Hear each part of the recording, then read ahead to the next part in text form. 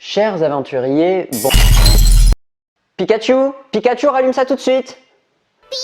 Pikachu, rallume ça tout de suite. Sinon j'appelle la fourrière et c'est à la SPP, hein, direct, hein. Pikachu.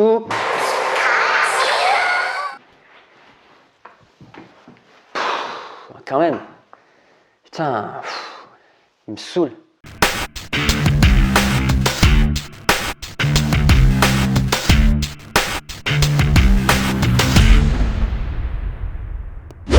Chers aventuriers, bonjour.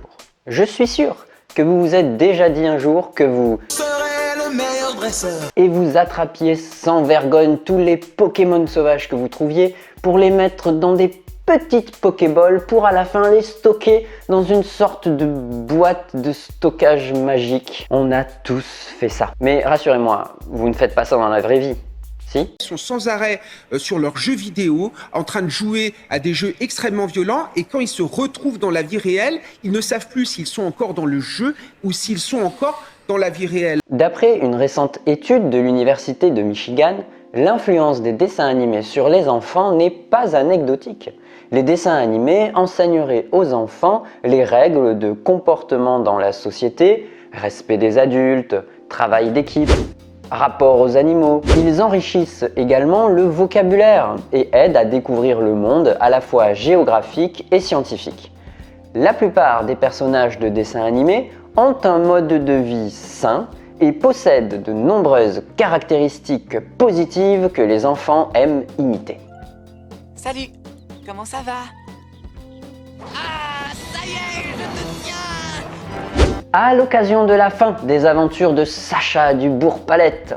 Et oui, Pokémon avec Sacha, c'est fini. Après 25 ans, ça fait un petit quelque chose. Eh bien, je souhaitais aborder le thème de l'influence des dessins animés et des jeux vidéo sur notre pensée. Ce sujet n'est pas anodin quand on voit que Disney cherche à être plus inclusif avec une Blanche-Neige métisse, qu'on peut remarquer l'apparition de hot dogs végétariens dans les dessins animés, ou encore quand PETA crée un univers Pokémon parallèle dans lequel Pikachu se rebelle contre ses dresseurs pour obtenir sa liberté. Car s'il y a bien un aspect sur lequel Pokémon a pu nous influencer dans notre jeunesse, c'est bien sur notre rapport à l'animal. Bien évidemment, nous ne sommes pas idiots au point d'essayer de faire entrer des chats et des chiens dans des Pokéballs. Et certains n'ont pas attendu Pokémon pour organiser des combats de chiens ou clouer des papillons au mur pour les attraper les tous.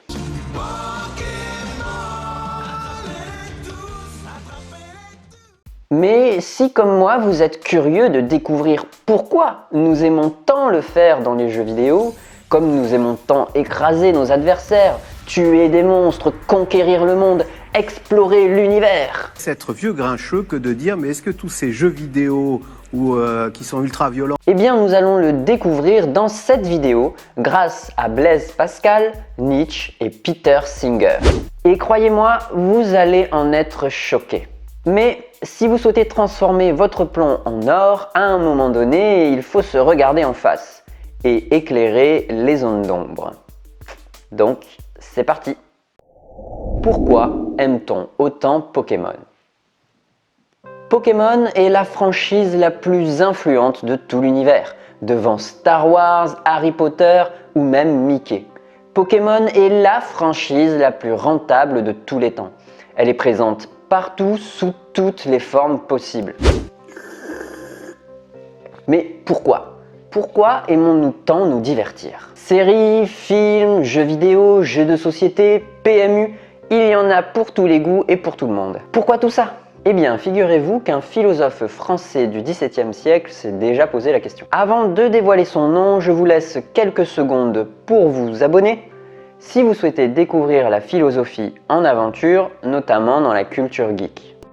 Pour Blaise Pascal, le divertissement est en partie une agitation métaphysique par laquelle nous faisons diversion à notre propre pensée, qui, elle, nous ramène immanquablement à notre finitude et à la perspective de notre mort. Nous nous divertissons parce que nous sommes essentiellement malheureux. Je cite: « Si l'homme était heureux, il le serait d'autant plus qu'il serait moins diverti. Et oui, désolé de casser l'ambiance, j'espère que vous vous êtes abonné juste avant. Pour poursuivre un peu, Pascal attache le divertissement à 3 concepts. La misère, car c'est pour l'oublier qu'on se divertit. La vanité, car il n'y a pas pire preuve de vanité que de trouver un remède aussi pathétique aux maux humains. Et le souverain bien, car c'est l'ignorance de son vrai bien qui pousse l'homme à la poursuite de biens illusoires. Et oui, Pascal n'est pas tendre avec nous.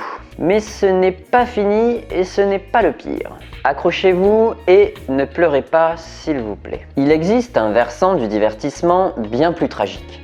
Celui d'un divertissement passif auquel l'homme est condamné par ses passions et qui l'empêche de vivre l'instant présent.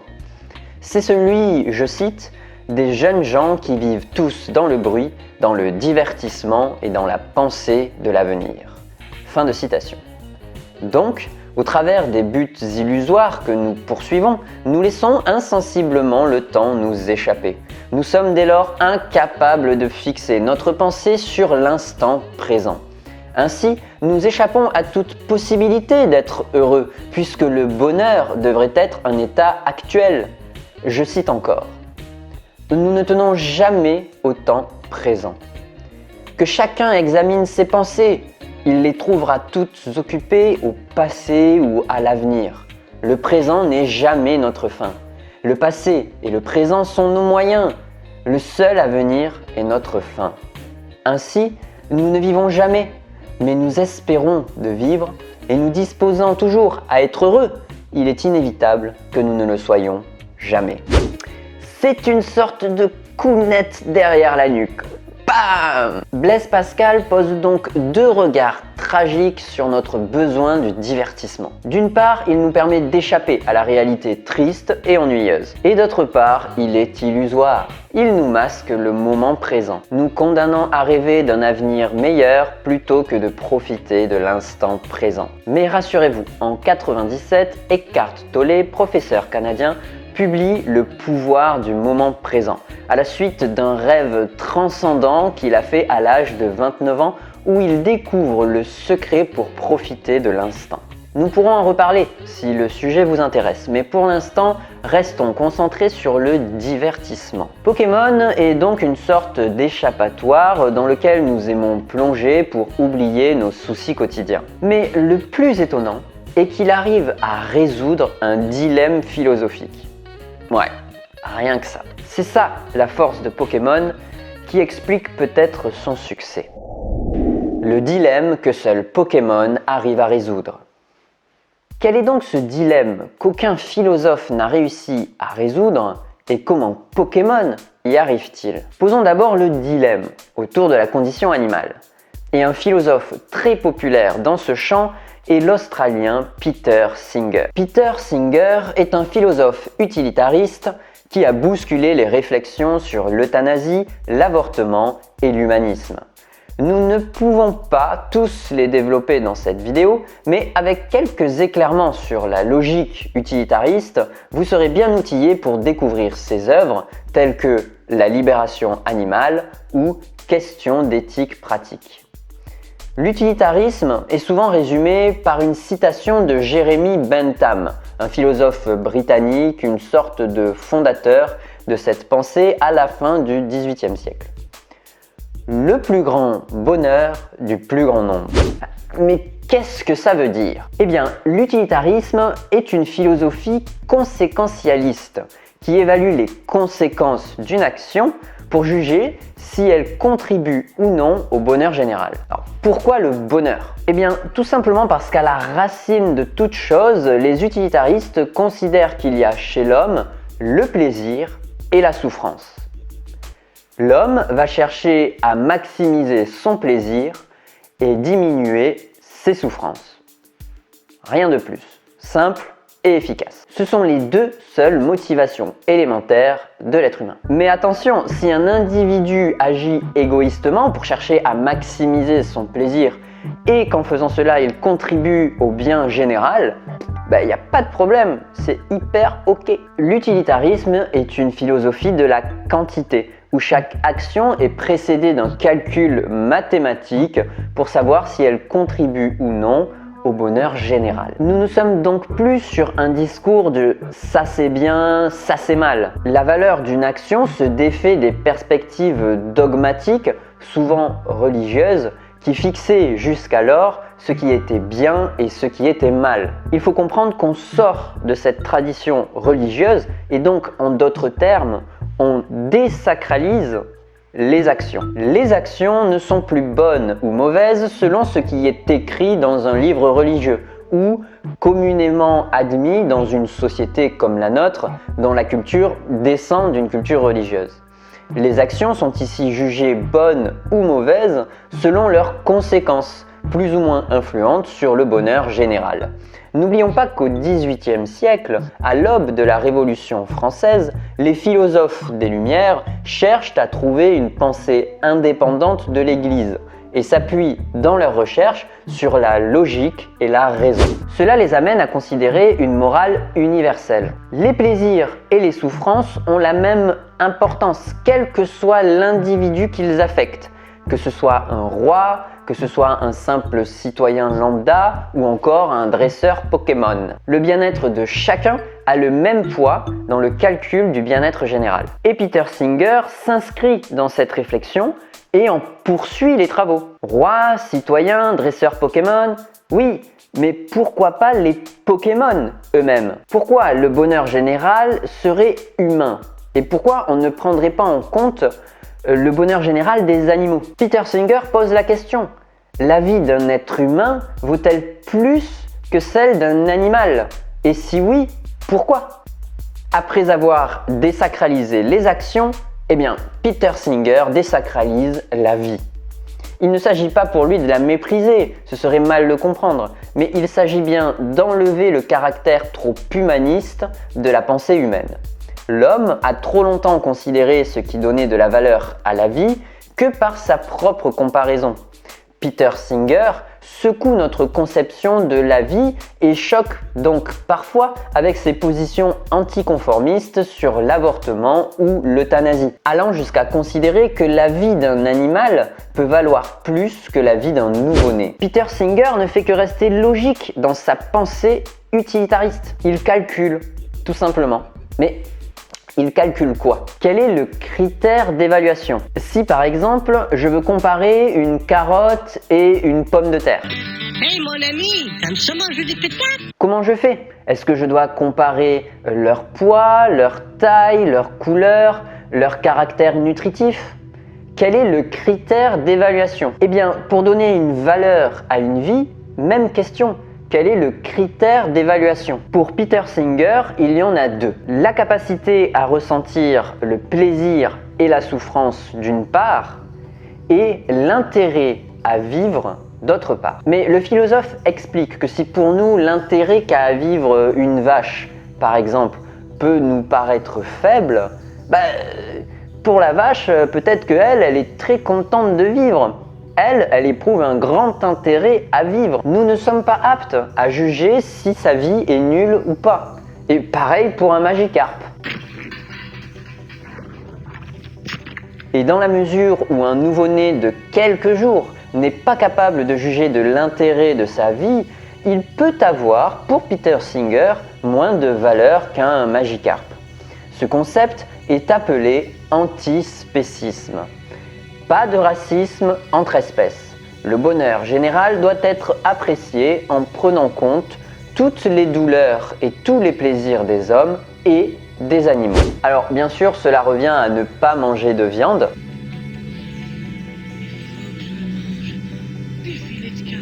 Mais vu que 97% d'entre nous, Françaises et Français, consommons de la viande régulièrement, notre société est clairement spéciste. L'inverse d'antispéciste. Nous ne traitons pas les animaux comme égales de l'homme. Nous avons des animaux de compagnie par exemple. Ça ne nous viendrait plus à l'idée de faire la même chose avec des êtres humains. Donc oui, notre société est spéciste, tout comme la licence Pokémon. Bon, mais il y a bien des philosophes spécistes pour justifier notre comportement. Eh bien, pas vraiment. En tout cas, si vous en connaissez, n'hésitez pas à nous renseigner en commentaire. On peut trouver des philosophies naturelles qui nous invitent à consommer de la viande parce que c'est dans notre nature biologique.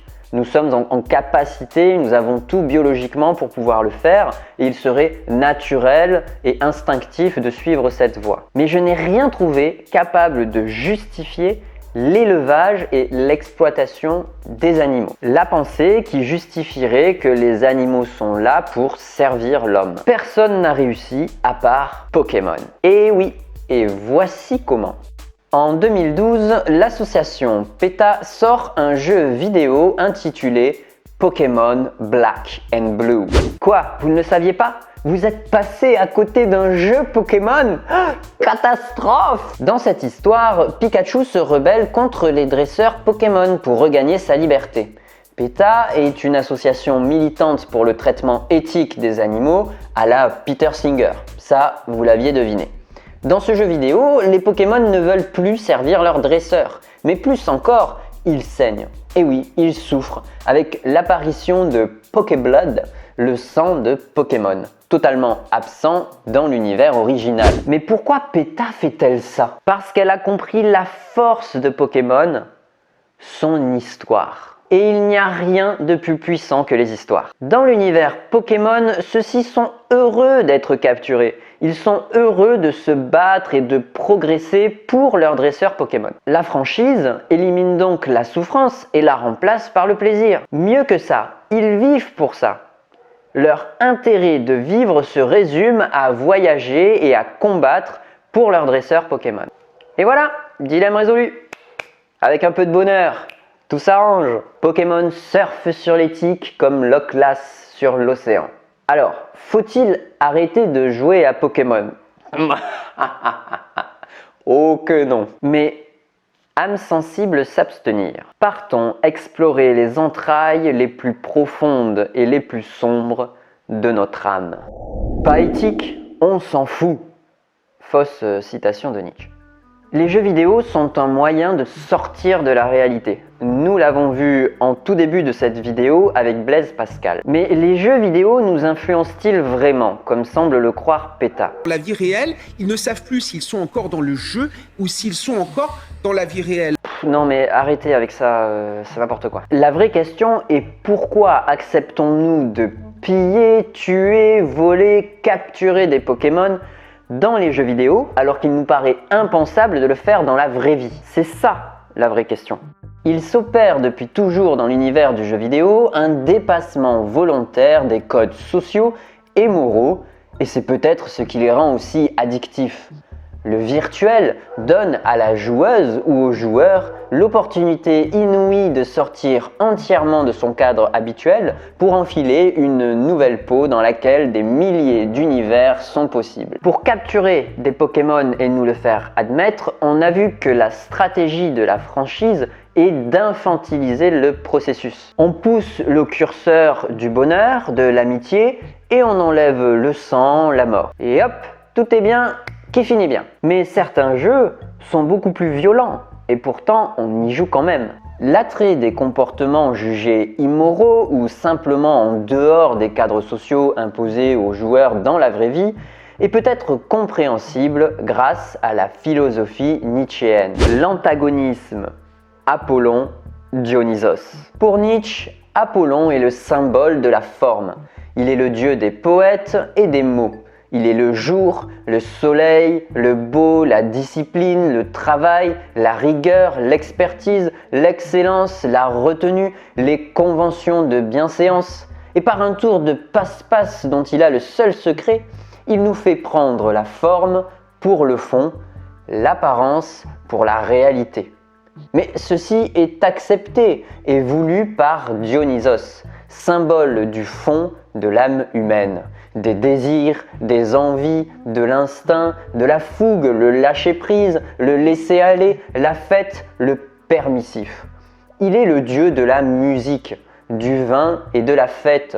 Il est la nuit. Ce couple antagoniste est profondément ancré dans le naturel humain.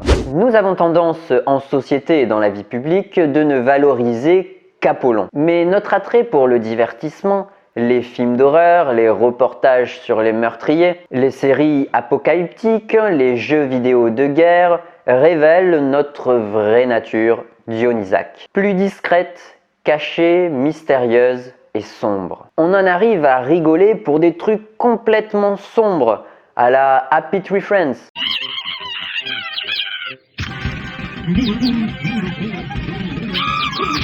C'est pour ça que nous aimons peut-être tant Pokémon. Et ce n'est pas un mal tant que Dionysos est recouvert par l'ordre rassurant d'Apollon. Autrement dit, continuez de jouer, mais n'oubliez pas de prendre du recul pour penser. Alors, bien sûr, Nietzsche n'a pas écrit ça au 19e siècle pour les jeux vidéo, mais pour l'art. La musique, la peinture, la littérature. Aussi, je vous pose la question, les jeux vidéo sont-ils devenus une forme d'art ?